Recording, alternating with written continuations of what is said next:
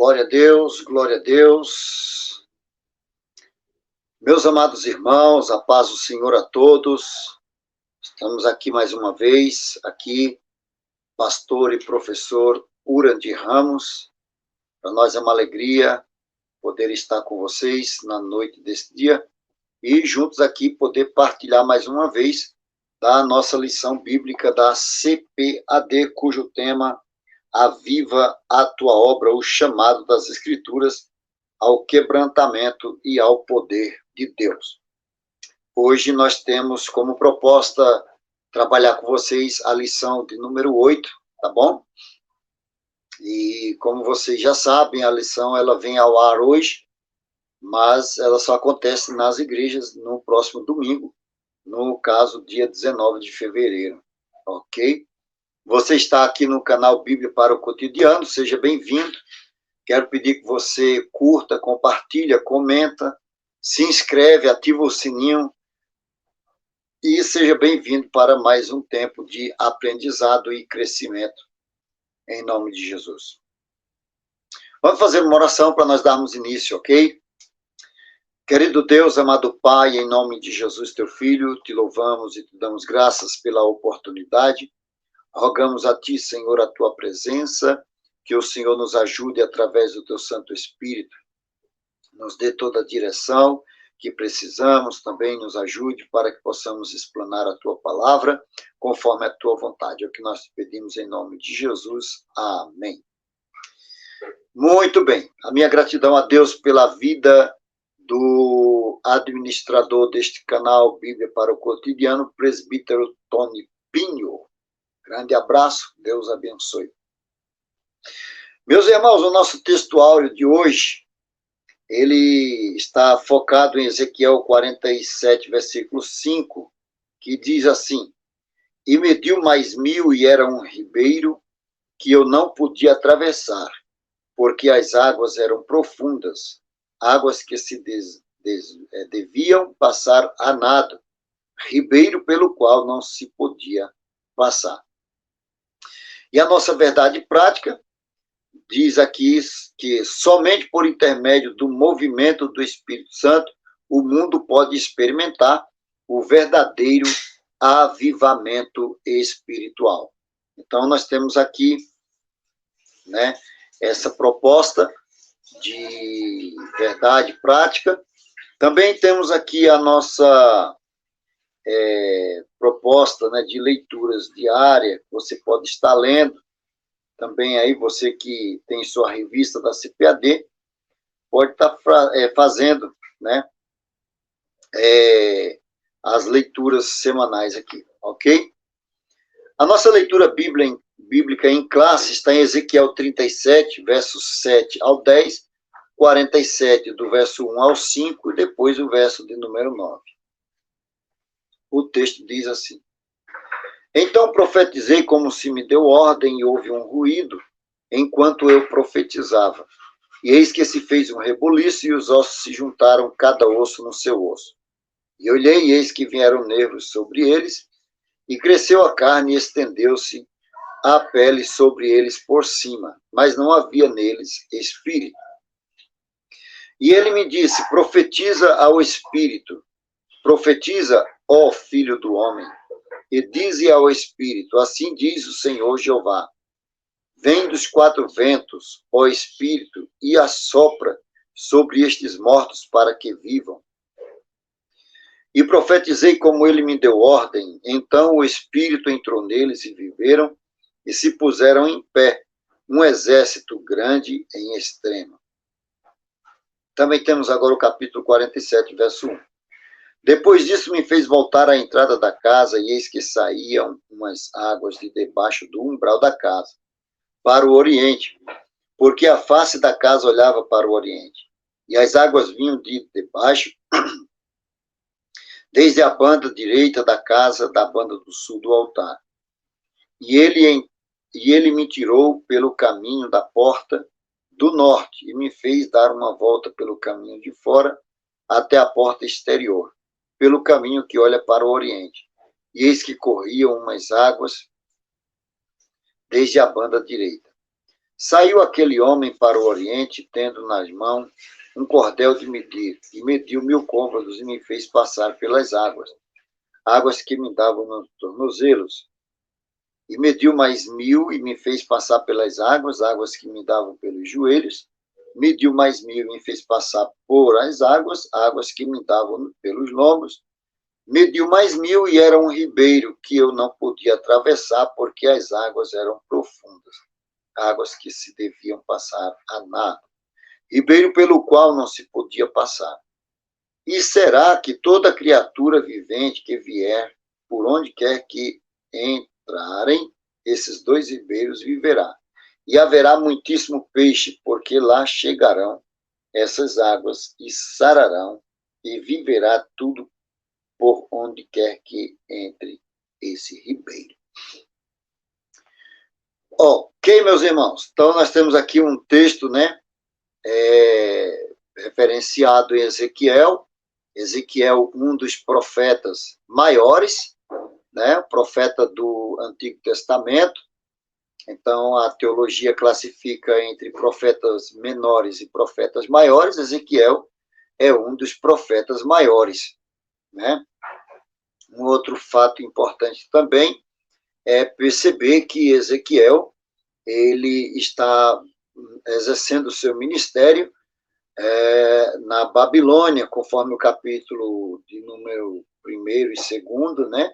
Diz que ele estava às margens do rio Quebar, no meio dos cativos, onde ele recebe muitas de suas visões. Parece que esse é o ambiente onde Deus resolve, então, falar com o profeta Ezequiel no cativeiro babilônico, segundo a descrição histórica da Bíblia. Mas nós temos também profetas contemporâneos de Daniel, de Ezequiel, melhor dizendo, que é o profeta Daniel. Daniel está também na Babilônia, porém está no palácio, né? Diferentemente de Ezequiel, que está junto dos cativos. Também temos o profeta Jeremias, né? Que está no meio dos que ficaram em Jerusalém, os restos, né? A sobra, os pobres da terra que ficaram lá. Então, esses profetas, né, Ezequiel, Daniel, Isaías já é um outro período, né? Isaías, no contexto teológico das Escrituras, Isaías, ele está antes do cativeiro, né? Antes do cativeiro, inclusive, ele profetiza, né? O cativeiro, ele está falando sobre a estadia do povo no cativeiro. Então, nós temos aí esses 4 chamados ou classificados como profetas maiores. Pois bem, a nossa introdução fala que Deus fez no tempo de Ezequiel o que ele fez lá, ele pode fazer ainda atualmente. Ele produziu avivamentos em várias partes do mundo, notadamente no século XVIII e XIX. No século XX também contemplamos um grande avivamento por intermédio do movimento pentecostal, né? E aí tem uma colocação aqui importante, diz que cremos que antes da vinda de Jesus para arrebatar a sua igreja, Deus pode despertar um grande avivamento mundial. Nesta lição, a partir de Ezequiel 37, 47, estudaremos esses avivamentos espirituais que ocorreram no mundo. Aqui vale a gente observar, né? Essa semana mesmo aí estourou nas redes sociais, né? TikTok, Instagram, Facebook, um movimento que está acontecendo em uma universidade nos Estados Unidos, onde ontem, né, já estava acontecendo um culto com mais de 100 horas, onde um grupo de jovens foram tomados pelo poder de Deus, né, e tinha mais de 100 horas que eles não saíam de dentro da igreja, cultuando, orando, buscando a Deus. E aí criou-se, né, aquela batalha, né? Isso é um avivamento, é um despertamento, a exemplo da Rua Azusa, etc., né? E aí as pessoas ficaram debatendo nas redes sociais que poderia ser esse avivamento que estava acontecendo nesta faculdade nos Estados Unidos. Bom, o fato é que ao longo da história, Deus ele promove, né, os avivamentos. Ele vai trabalhar os avivamentos a partir de um grupo, né, ou de uma pessoa para uma região ou uma localidade. E uma vez que uma pessoa foi incendiada, ela vai incendiando outros até que você tem um fogaréu aí, um avivamento produzido, e foi assim em todo o contexto da história da igreja, né? Então, os séculos XVIII, século XIX, na verdade, nós temos já, né, com o surgimento da imprensa, com Gutenberg, né, a publicação da Bíblia, e aí a Bíblia passa a ser acessível a muitas pessoas, né? A dinamização das cópias das escrituras, porque até então era muito difícil você ter que pegar um papiro ou um outro material que fosse pele de animais, etc., para copiar, né, fazer uma cópia da Bíblia. Era algo que, além de ser difícil, demorava muito, né? Mas com o surgimento da imprensa, né, aí você tem, então, uma facilidade maior, e aí o primeiro livro a ser impresso foi a Bíblia, e então começa a haver já um avivamento em relação às escrituras, né? Aquilo que era limitado passa a ter um espaço maior e as pessoas terem acesso às escrituras. Pois bem,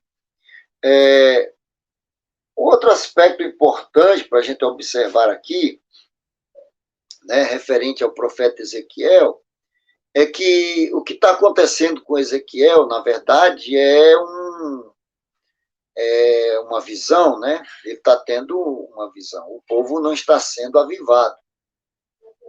Ele tem uma visão, essa visão ele compartilha, né, com os seus compatriotas, até porque os profetas eles têm uma função toda específica, né? Há profetas que profetizam a reis, outros profetizam para a sociedade como um todo, né? E os profetas também, muitas vezes, eles estão dentro dos palácios, ou alguns estão, né, no campo. Há profetas que são profetas do campo, né? Cada um com sua linguagem própria. Mas o profeta Ezequiel, ele recebe, na verdade, né? Ele vai receber, são visões, né, que ele está tendo, são visões. Toda a extensão do livro de Ezequiel são visões proféticas. Então, tem um viés escatológico, né, apontando para o futuro, mas o fato é que as visões dele, para aquele momento, não produz o avivamento que a gente está estudando aqui. Pelo menos é assim que eu enxergo. Mas vamos lá. O avivamento no tempo de Ezequiel. Calamidade e restauração de Israel. O profeta Ezequiel alerta o povo a respeito dos duros juízos de Deus contra a desobediência e a apostasia em Israel. Então, qual é o contexto que nós temos aqui, né?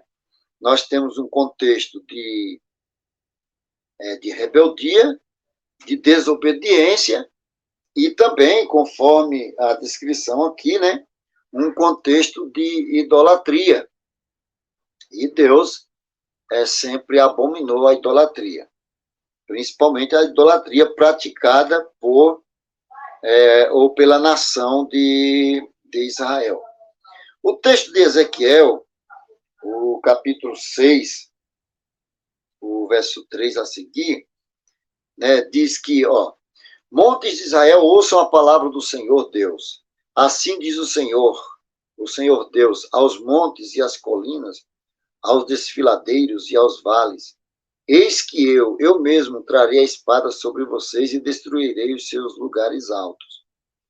Os altares de sacrifício serão destruídos e os altares onde vocês queimam incenso serão quebrados. Farei com que os mortos caiam diante dos seus ídolos. Porei os cadáveres dos filhos de Israel diante dos seus ídolos e espalharei os ossos de vocês ao redor dos seus altares. Aqui nós temos uma descrição do modelo, né, do culto idólatra que era praticado em Israel, que era justamente os altares, né, que eram construídos, fosse em vales ou ainda em montanhas, né, erguiam-se ali alguns altares, e esses altares, eles eram objeto de culto, né? Israel passa também a cultuar esses deuses nesses altos.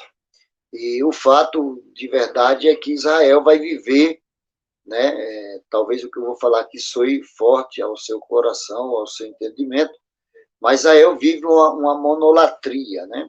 O que é a monolatria? A monolatria é onde você reconhece um Deus como um Deus, sendo verdadeiro e poderoso, etc., mas você admite a existência de outros deuses. Israel tinha esse modelo de fé, ok? Então, seguindo aqui, diante de tão grande calamidade espiritual, o Senhor teve misericórdia, poupou o povo da destruição total e restaurou a nação eleita. Mas eu os pouparei, ou os poupei, né, por amor do meu santo nome, que a casa de Israel profanou entre as nações para onde foi. Então, Ezequiel 36 e o versículo 31, deixa eu localizar aqui, Ezequiel 36, 21, né? 21, aqui está. Diz assim, ó, Ezequiel 36, é esse mesmo, 36, 21. Mas eu tratei de proteger o meu santo nome, que a casa de Israel profanou entre as nações para onde foi. Né? Essa tradução aqui que eu estou lendo aqui, é a tradução, deixa eu ver aqui, porque é a NAA, né? Nova Almeida Atualizada. O sentido do texto muda um pouco, né? A nossa revista aqui, eu não sei qual é a versão que eles estão utilizando, mas diz aqui, ó, mas eu os poupei por amor do meu santo nome. Já a NAA diz, mas eu tratei de proteger o meu santo nome, que a casa de Israel profanou. Então, nós temos aqui, né, dois textos que são diferentes um do outro. Por isso que eu fui ler aqui uma outra tradução, porque se você ler essa tradução colocada aqui na revista, olha só, mas eu os poupei, essa expressão, né, que tem nesse versículo aqui, ó, né, eu os poupei. Então, essa expressão aqui vai indicar, na verdade, eu os poupei. Esse os indica alguém, né? Poupou quem? Poupou a nação de Israel. Então, diz, mas eu os poupei por amor do meu santo nome. Tá vendo? Então, está dizendo o seguinte, que por amor do nome de Deus, Deus poupou a nação de Israel. Né? Aí, ele diz assim, ó, profanou então as nações, que eles, mas eu os poupei por amor do meu santo nome, que a casa de Israel profanou entre as nações para onde foi. Ou seja, esse Israel coloca o nome de Deus junto com o nome de outros deuses, profanando o nome de Deus, né? E aí a NAA diz que, ó, mas eu tratei de proteger o meu santo nome, que é a casa de Israel. Então está dizendo que a proteção de Deus está sobre o nome de Deus e não sobre a casa de Israel. Mas tudo bem, né? A aula não é de bibliologia, estamos falando de avivamento. Quem sabe, em um outro momento, a gente trata aqui sobre bibliologia. A questão do vale de ossos secos, né? O profeta Ezequiel, ele vai receber uma visão a respeito do Vale de Ossos Secos. Esta visão era uma representação do estado espiritual do povo de Israel. Para esse povo, Deus ordenou a Ezequiel profetizar sobre os ossos secos. Bom, vamos entender aqui, então, um outro detalhe, né? Que o comentarista fala bastante aqui, é quando ele cita, né, o povo de Israel. Aqui já tem uma divisão, porque o povo de Israel é um e o povo de Judá é outro. Por quê? Porque houve uma divisão, um cisma, né, entre essas tribos, conforme o registro de Reis. Né? O livro de Reis narra esse cisma, essa divisão, após a morte do rei Salomão. Né? 10 tribos do norte passam a ser chamadas de Israel e as 2 tribos do sul passam a ser chamadas de Judá. E quem está recebendo as profecias aqui de Ezequiel é justamente o reino de Judá e não o reino do norte. Então, deveria ser chamado de o povo de Judá. Mas tudo bem. É que, mesmo o povo de Israel se perdendo no plano histórico, né, eles, nessa ideia de serem levados cativos, eles acabam se misturando, né? E aí parece que eles se perdem. Você vê que vai haver um grande conflito, né, entre os judeus e esse povo do norte, que depois vão ser designados na época de Jesus de samaritano, e esse conflito fica muito claro em João capítulo 4, no encontro de Jesus com a mulher samaritana, onde a mulher contesta, né, o fato de Jesus estar dialogando com ela, sendo ela samaritana. Mas tudo bem, aí está. Então, o Vale de Osso Seco representa, né, uma representação da vida seca, da vida espiritual sem vida que a nação de Judá levava. Então, era um reino que estava estruturado, né, tinha todos os elementos, né, estavam ali, mas eles não estavam conectados entre si, como quando você está muitas vezes na igreja, mas não está conectado com a igreja, sabe? Por isso que crente não pode ir, por exemplo, um crente que ele vai na igreja de vez em quando, né? Ele não é crente, ele é amigo da igreja, né? Porque não há conexão. Um jovem que não canta no grupo de jovens, um adolescente que não participa dos adolescentes, ou um adulto, né, uma irmã que não participa lá junto com as irmãs ou os irmãos, etc. Essa pessoa, ela está como um vale de ossos secos, né? Ela vai estar desconectada, tem todos os elementos ali, mas está desconectada. E aí, depois, né, o profeta vai profetizar sobre esse vale de osso seco, vai haver uma união, né, vão se juntar essas partes que estão separadas, elas se unem, todavia, ainda vai faltar algo, né, ainda vai faltar algo para que eles possam ter vida de verdade. E o texto de Ezequiel 37 diz que após ele profetizar, se coloca de pé um grande exército em extremo, todavia não tem vida. E aí só quando ele profetiza que o Espírito, né, venha sobre esse exército de ossos secos, é que eles então recebem a vida do Espírito. Já Ezequiel 47, né, apontando aí para nós temos uma escatologia mais longínqua, né? O texto de Ezequiel 37, nós podemos até dizer, né, ou apontar, que ele trabalha em paralelo com o texto do profeta Isaías. Eu acho que é o capítulo 66. Capítulo 66. Deixa eu procurar aqui. É aqui, ó. Capítulo 66 e versículo de número 6, né? Diz assim, ó. Voz de grande tumulto virá da cidade, voz do templo, voz do Senhor, que dá a devida retribuição a seus inimigos. Antes de entrar em trabalho de parto, deu à luz. Antes que lhe viessem as dores, teve um menino.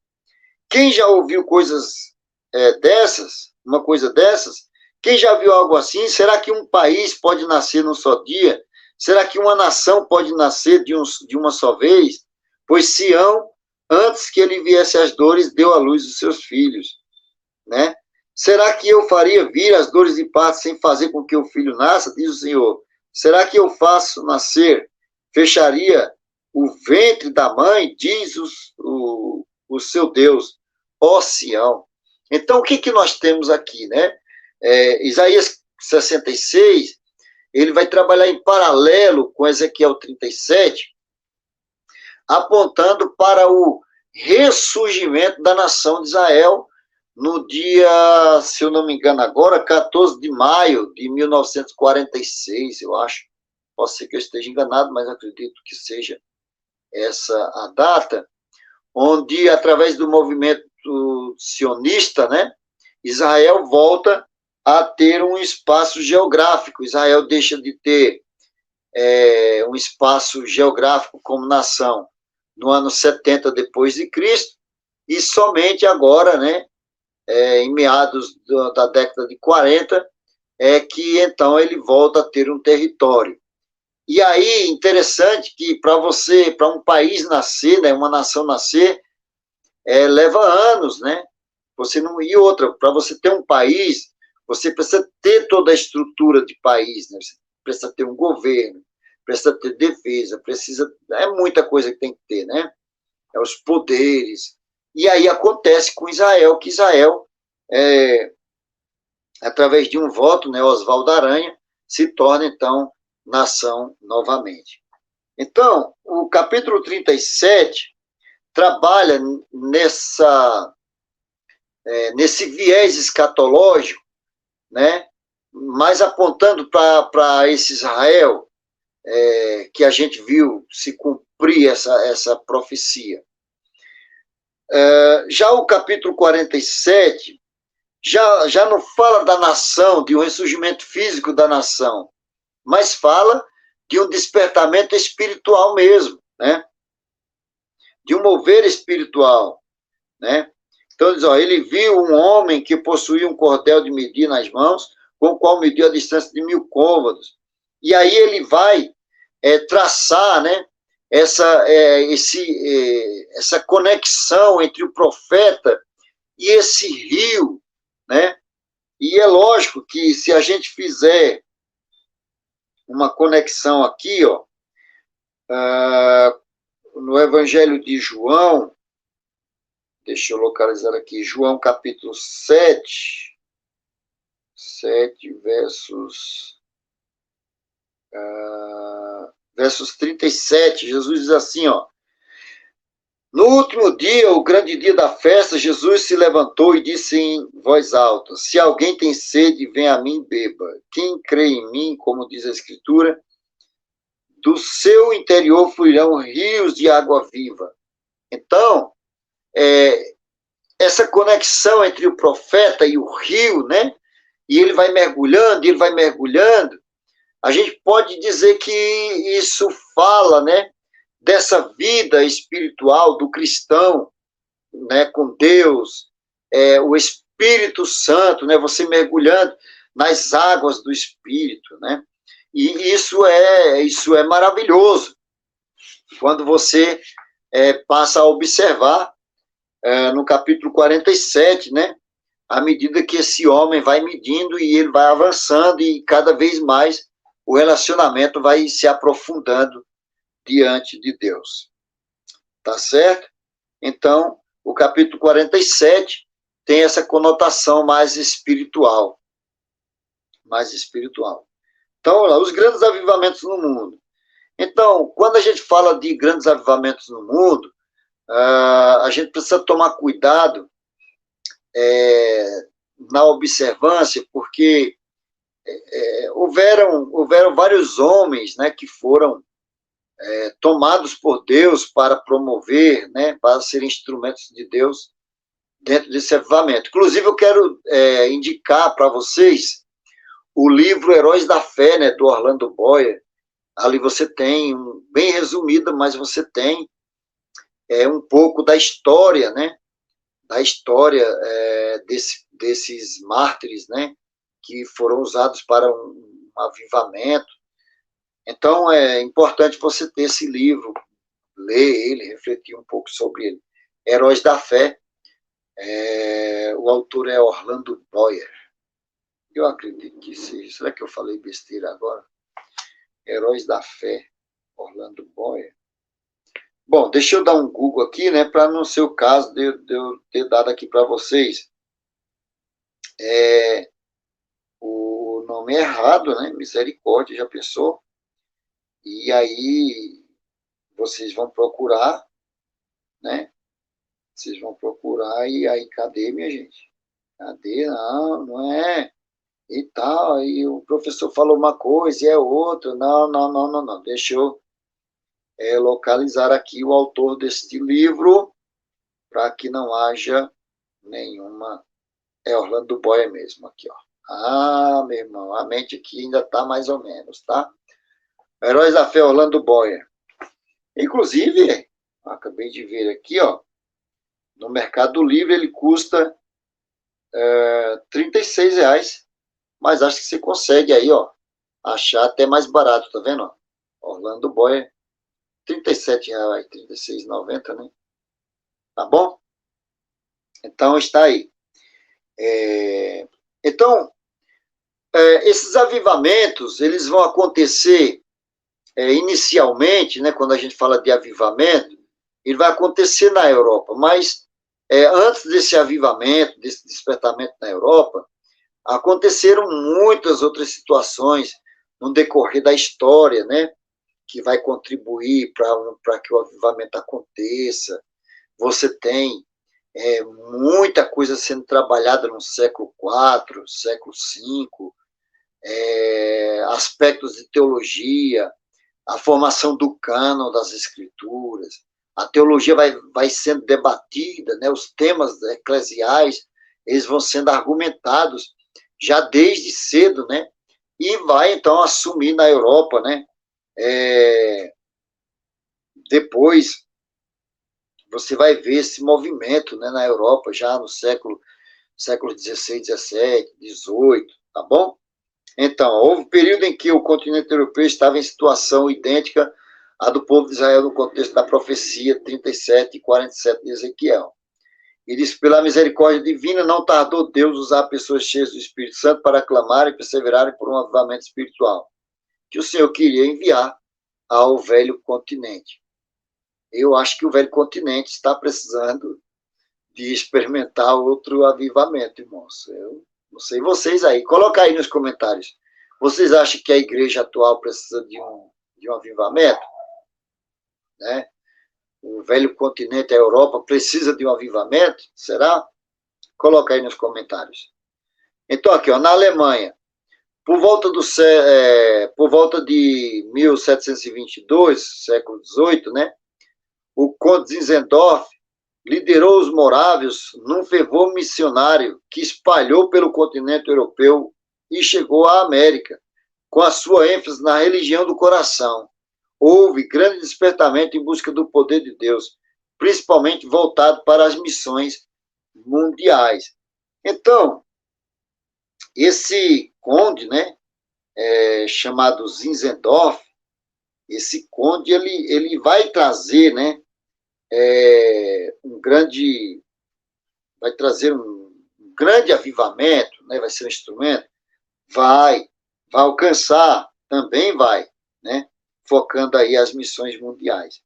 E aí, na Inglaterra, você vai ter, já, né, não muito distante dessas datas aí, um outro nome, né, que é o Charles Wesley, o George Whitefield, né, também são grandes nomes aí, grandes teólogos, esses homens foram, além de avivalistas, né, foram grandes teólogos da história da igreja, tá? E eles atuam com fervor missionário, né, buscando o poder de Deus, a unção do Espírito, e pregaram contra o formalismo sem poder das igrejas daquele tempo. Um grande avivamento desceu sobre a nação inglesa. Então, a Inglaterra, além de Charles Wesley, George Whitefield, eu também gostaria de citar aqui um que eu sempre faço menção, e venho citando ele bastante, que é o William Tyndale, né? Também foi um grande promotor de avivamento, né? Com a edição da Bíblia traduzida para o inglês, e foi queimado na fogueira porque fez esse feito, né? O país de Gales, você vai ter também um outro missionário chamado Ivan Roberts, né? Um adolescente de 13 anos, reuniu seus colegas e lhes falou da visão que recebeu de Deus no domingo, dizendo que enviaria um avivamento, mas todos precisavam abandonar a prática do pecado. Foi tão grande o impacto daquela visão de Deus que por volta de 1904 e 1905 o avivamento começou a espalhar-se pela cidade, pelo país, e alcançou muitos países do mundo.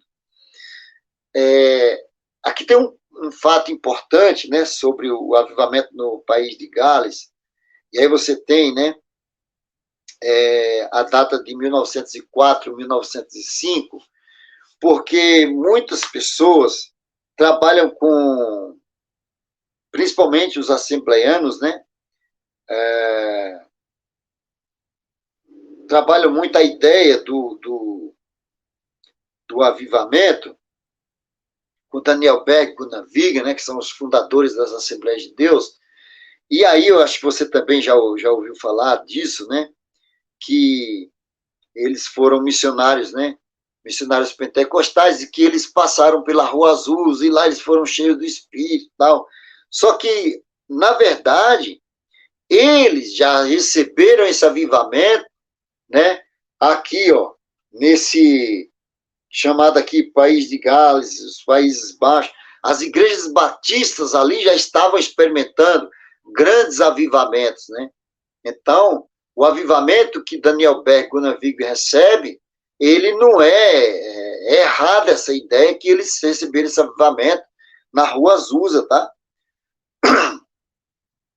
Isso as pessoas muitas vezes, né, falam, etc., mas o fato é que eles, né, receberam esse batismo com o Espírito Santo, mas não foi na Rua Azusa, não. Eles já vieram, né, debaixo de uma graça, né?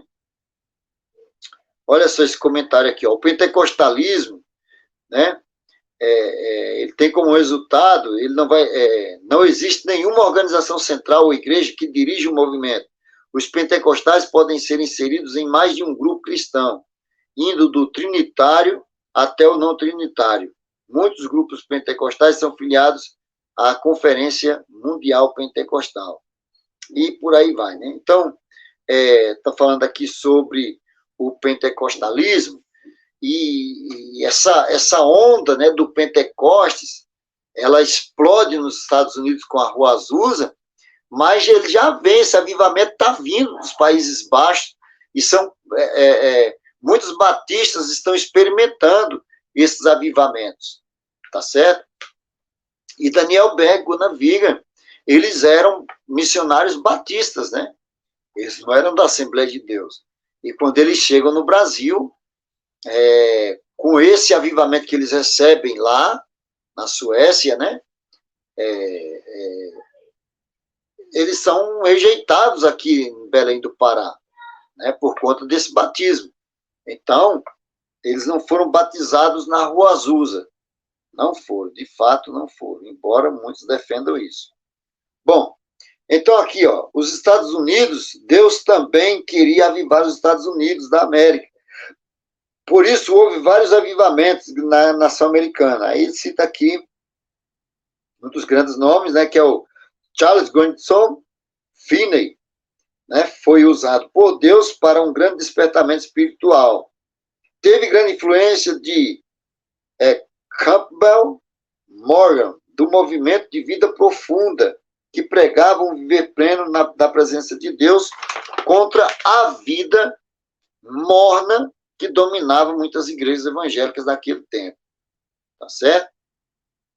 E aqui vem, né, um pouco da história, né, aqui já narrando um pouco, puxando para o movimento da Rua Azusa, né, quando ele começa a citar o movimento pentecostal, no ano de 1900, através do Parham, né, Charles Fox Parham, que era um pregador itinerante, né, e vai liderar um movimento designado de Movimento da Fé Apostólica, com o propósito de preparar obreiros leigos para evangelizar. E diz que ele fundou também o Instituto Bíblico Bethel, né, o Instituto Bíblico Bethel College, na cidade de Topeka, no Kansas.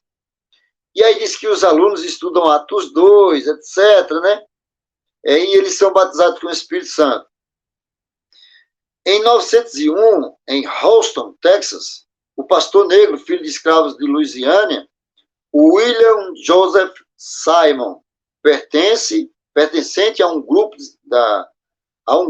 né, que naquela época era chamado Grupo da Santidade, ou os Holinés, né, foi atraído pelo movimento da fé apostólica, iniciado por Parham. E ali ele é batizado também com o Espírito Santo, debaixo dessa evidência. Em 1906, Simon, né, e vale lembrar que Simon, ele era um negro, tá? Você tem um movimento segregacional, né? Aquela batalha de brancos contra os negros é muito forte nesse período nos Estados Unidos. E o Simon, ele não podia entrar nos cultos porque ele era negro, acho que também era caolho, era cego de um olho, uma coisa assim. Mas aí ele começa a ouvir os cultos no corredor e aí Jesus batiza ele com o Espírito Santo no corredor, né? Então, ele vai para a Califórnia, né? E começa a pregar na casa de uma pessoa chamada Bonnie Bry Street.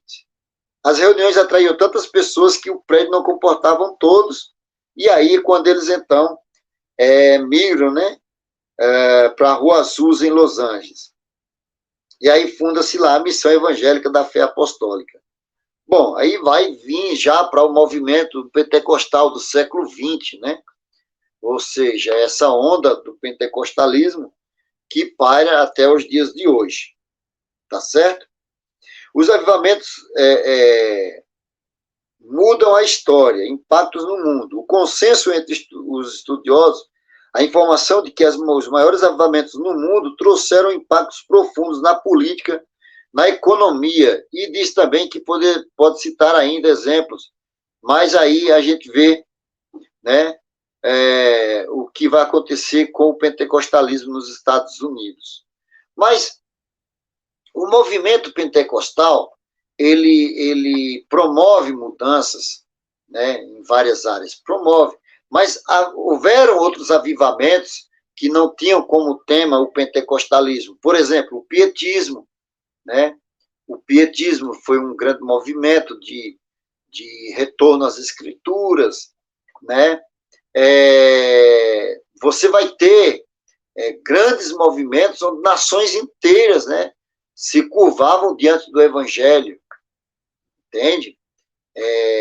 Depois você passa, se eu não me engano, tem um país aí, eu não lembro agora qual que é o nome do país, meu Deus, onde até hoje o dízimo dos cristãos é cobrado pelo governo, não é a igreja. Eles não dão dízimo para a igreja, dão dízimo para o governo. De tão forte que foi esse avivamento, né, que foi promovido lá. Bom, o fato é que esses avivamentos, quando eles não são reavivados, eles se apagam e se acabam, né? Por exemplo, a Alemanha de Zinzendorf, hoje é o berço do ateísmo aberto, né? A chamada teologia reformada está impregnada por ali, e você tem, então, um desvio, né, das escrituras, né, o desvio das escrituras. A Alemanha de Lutero, nós estamos falando da Alemanha de Lutero, para os senhores terem ideia, né? da Alemanha que o William Tyndale foi produzir Bíblias para enviar para a Inglaterra. Então, você tem hoje muitos teólogos que provenientes da Alemanha que pregam o ateísmo aberto, né? Publicando livros que são descaradamente contrários, né, às escrituras, livros, eu não vou citar nomes aqui para vocês não irem atrás, tá? Mas se alguém desejar, coloca aí nos comentários que eu posto o nome dos livros. Bom, então aqui a gente vê que os instrumentos de Deus que incendiaram nações passaram, os seus sucessores não tiveram o mesmo ímpeto em manter o fogo aceso, né? Conforme o Provérbio 26:20, né? Que diz que sem lenha o fogo se apaga. Ora, o Deus de John Wesley, Charles Finney, de William Simon é o mesmo, ele não mudou. Mais do que nunca precisamos sentir a necessidade de buscar o verdadeiro avivamento espiritual. E aí eu fecho aqui, concluindo essa lição, falando sobre esse movimento que houve nos Estados Unidos, né? Nos Estados Unidos, desse avivamento, né? Desse avivamento. Deixe-me ver aqui. Aqui, ó. Culto dura mais de 140 horas. Um videozinho está no TikTok. Deixa eu ver se eu consigo. Centenas de pessoas estão reunidas há mais de 100 horas em um culto ininterrupto desde quarta-feira em Wilmore, Kentucky, nos Estados Unidos. Tudo começou em um culto matinal na Asbury University. O culto terminou, mas alguns dos jovens continuaram ali orando, cantando e adorando a Deus. Existem centenas de relatos nas mídias sociais de quem saiu e sentiu vontade de voltar, ou de outras regiões do estado e do país que estão se dirigindo para lá. Nas imagens compartilhadas na internet e nos canais de notícias, é possível ver jovens, adultos, crianças e famílias inteiras que estão em meio a este mover que tem sido chamado por muitos de Asbury Revival, ou Avivamento Asbury. Nos 2 primeiros dias, estima-se que mais de 1.000 pessoas já tinham passado pela capela da universidade. No Brasil, pastores como Pedro Pamplona e Michael Barroso comentaram e compartilharam informações sobre este grande movimento. Em 1970, a Asbury University passou por um avivamento histórico que marcou os cristãos nos Estados Unidos e está sendo lembrado neste momento. Bom, aí está, né? O vídeo do TikTok. Isso foi esse final de semana, né? Mas tá aí, galera. Tá aí para vocês, tá bom? Eu encerro dizendo que o avivamento ele ainda pode acontecer, tá? Que Deus abençoe vocês. Querendo Deus, semana que vem a gente estaremos aqui e será uma bênção para a glória de Deus. Amém, meus amigos? Que Deus abençoe a vida de cada um de vocês e que Deus possa te dar saúde e paz. Grande abraço, fiquem com Deus e até a próxima.